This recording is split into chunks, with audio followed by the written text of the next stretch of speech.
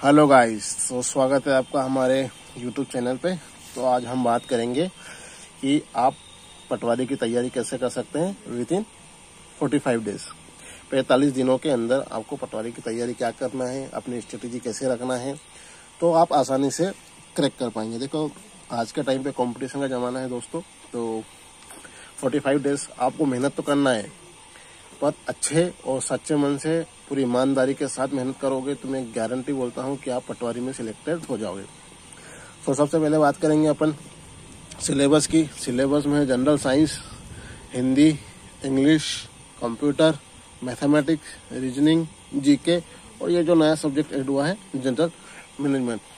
अब अपन बात करेंगे कि 45 दिन में इन 8 सब्जेक्ट को अपने को कैसे कवर करना है। तो अपने पास है कितने 45 डेज, सब्जेक्ट है कितने 8, पर अपने अकॉर्डिंग हर सब्जेक्ट को 5-5 दिन में अपने को खत्म करना है। 5 दिन में एक सब्जेक्ट को आसानी से पढ़ सकते हो आप सबसे पहले आप अपना स्ट्रॉन्ग पॉइंट उठाइए। मतलब स्ट्रॉन्ग पॉइंट का मतलब यह है कि अपना स्ट्रॉन्ग सब्जेक्ट क्या है आपका। जैसे मान लो आपका स्ट्रॉन्ग सब्जेक्ट है साइंस, तो आप साइंस को उठाइए और साइंस को पढ़िए। फिर सबसे पहले अपने स्ट्रॉन्ग जोन पे काम करें आप।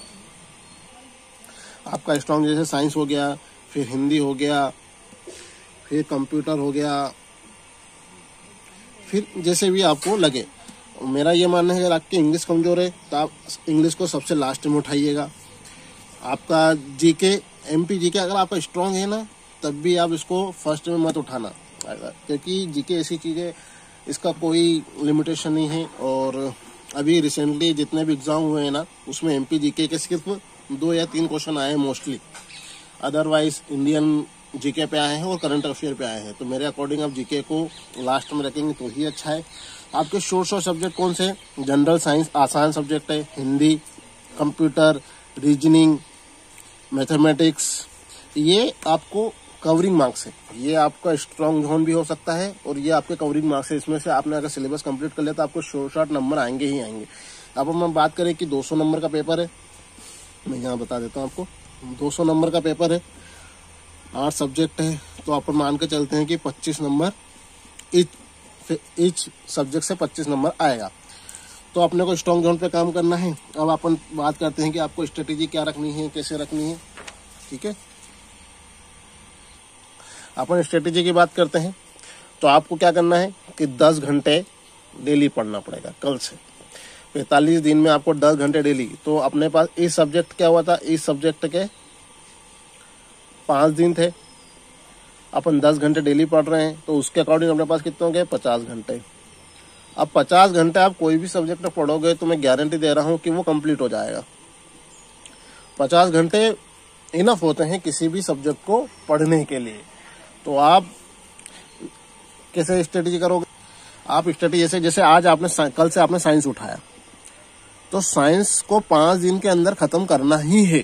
मतलब आपको इसके बीच कोई दूसरा सब्जेक्ट नहीं उठाना है। साइंस खत्म करा, फिर कंप्यूटर उठाया, कंप्यूटर खत्म करा, फिर आपने मैथ्स उठाया, मैथमेटिक्स खत्म करा, फिर आपने रीजनिंग उठाया, रीजनिंग खत्म करा। इसके अकॉर्डिंग आपको सारे सब्जेक्ट पहले 5-5 दिन के ड्यूरेशन में पढ़ के खत्म कर देना। ऐसा नहीं कि आज साइंस पढ़ लिया, कल अपन ने एमपी उठा लिया, फिर परसों अपन ने कंप्यूटर उठा लिया, तो उसके क्या है कि वो सिलेबस भी कंप्लीट नहीं हो पाएगा और मजा नहीं आएगा। तो आपको पहले सब्जेक्ट उठाना है और पूरा सब्जेक्ट खत्म करना है, उसके बाद ही दूसरे सब्जेक्ट जाना है। और पूरा सब्जेक्ट कब खत्म करना है आपको? 5 दिन के अंदर। 50 घंटे हैं आपके पास, तो 50 घंटे इनफ है किसी भी सब्जेक्ट को क्रैक करने के लिए। साइंस की बात करते हैं। साइंस में 3 चीजें आती हैं, आपको पता ही है, केमिस्ट्री, बायोलॉजी और फिजिक्स।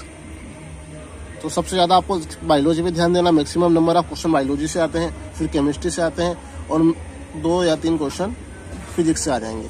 अब आपको इंग्लिश की बात करना है। मेरे को पता है इंग्लिश सबको टफ लगता है, तो इंग्लिश टफ लगेगा ही लगेगा आपको, क्योंकि अकॉर्डिंग सबको लगता है। तो इंग्लिश में क्या करना है आपको? सिर्फ 8 या 10 टॉपिक निकालने हैं कि हाँ मुझे यही करना है।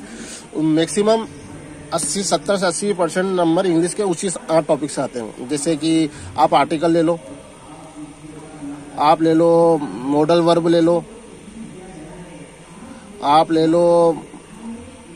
तो दोस्तों जैसे कि आर्टिकल हुआ, मॉडल वर्ब हुआ, प्रीपोजिशन हुआ, सब्जेक्ट वर्ग एग्रीमेंट हुआ, नाउन हुआ, टेंस हुआ, ये मैंने आपको 6 सब्जेक्ट बताए हैं और मैं आपको बता रहा हूँ ये 6 सब्जेक्ट से आपके 60 to 70% आसानी से इसी में से आएगा। तो आपको ज़्यादा अगर इंग्लिश टफ लगता है तो आप ये 6 टॉपिक कवर कर लीजिए, आपके 60 to 70% मार्क्स यहीं से कवर हो जाएंगे। ठीक है, मैंने आपको इंग्लिश में 6 सब्जेक्ट बता दिए हैं, उसके आपको बाहर नहीं पढ़ना है। साइंस में आपको बायोलॉजी पे ज़्यादा ध्यान देना है और केमिस्ट्री पे। फिजिक्स अगर नहीं भी आता है तो ठीक है, एक आध बार रीड कर लो और छोड़ दो।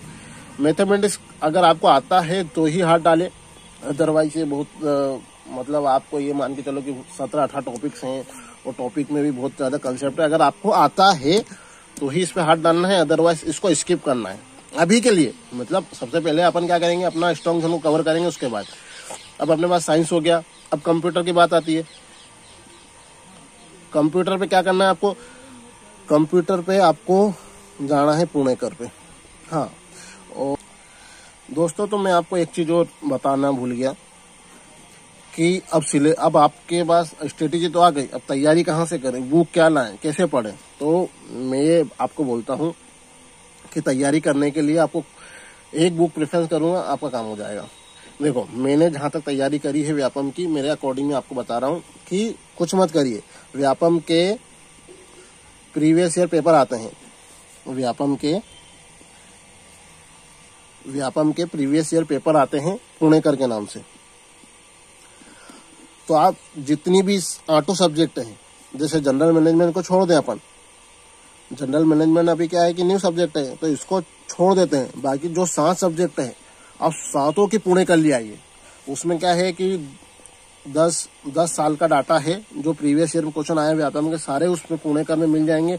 और मैं आपको गारंटी देता हूं, अगर आपने पुणे का 7 सब्जेक्ट अच्छे से पढ़ ली, you definitely score in Patwari, definitely.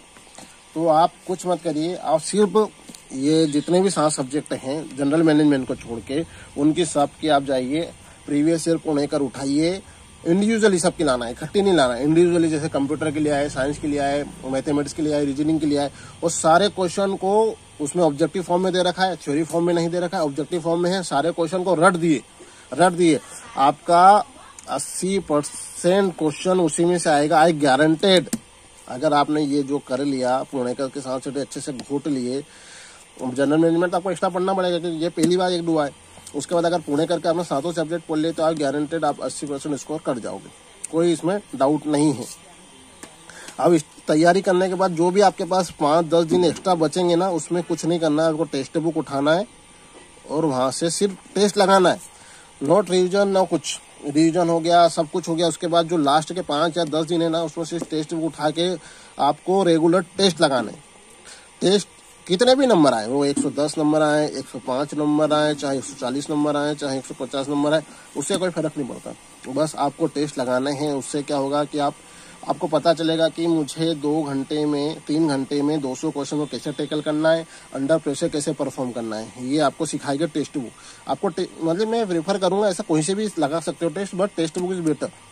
तो नंबर की नहीं सोचना कि मेरे इतने कम, बस कहाँ गलतियां करी उस पर सुधार करना है, उस पर काम करना है और नेक्स्ट टाइम उन गलतियों को दोहराना नहीं है। ठीक है दोस्तों, तो अगले वीडियो में अपन बात करेंगे कि कितना सेव स्कोर हो सकता है पटवारी का। Thanks for watching.